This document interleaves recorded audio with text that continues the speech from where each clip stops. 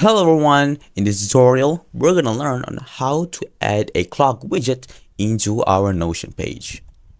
So right here I already have my own page ready up with the title. Now what's left is to add the clock widget. So we're gonna be using a third-party API that's called Indify. If you haven't used Indify before, then you're gonna need to create a new account and then log in with a free plan. You don't have to worry about anything else such as the payment or subscription. Most of the features in Indify are free. So after you're logged in, you're gonna need to scroll down until you see volume 2 right here.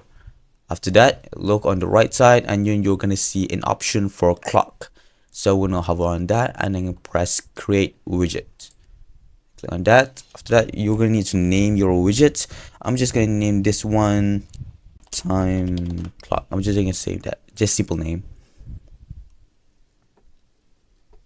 So it's gonna load in. That's there.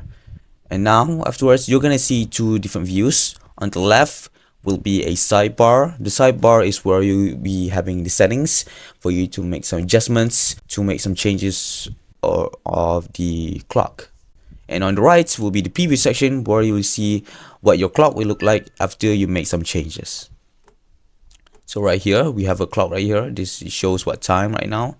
Right now it's saying it's Wednesday. It's 12 and a half. There are various options of clock types that we can choose. We can pick digital roulette, analog tick, and we can also change the time zone. Right now the clock is showing the time zone of my area, so because it's on local time zone.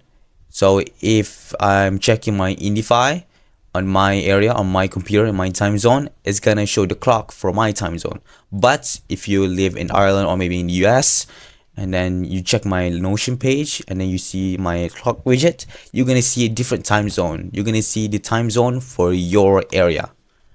So that's how local time zone works. So but if you want to stay, if you want to make the clock stay at a specific time zone, then you can pick it right here. There are various options just to decide. So for me, I'm going to pick Japan, so it can stay at Japan time zone. We can also enable or disable the time indicators. See, so now all the points of the clock is now invisible. For now we're just going to leave it enabled so it's easier for us to recognize what time it is. Then after you've done with all of the settings on your clock, you can just press right here, this clipboard symbol right here, which means copy. So we're going to click that and it's going to copy this link into our clipboard.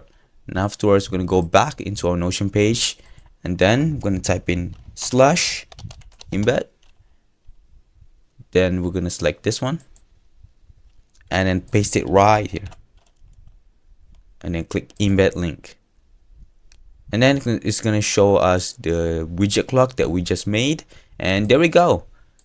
And that's how you add your widget clock into your Notion page. And that is all. I hope you guys enjoyed this video. If you do, then please drop a like and leave a comment if you have any more questions. For now, I'll see you guys in the next tutorial.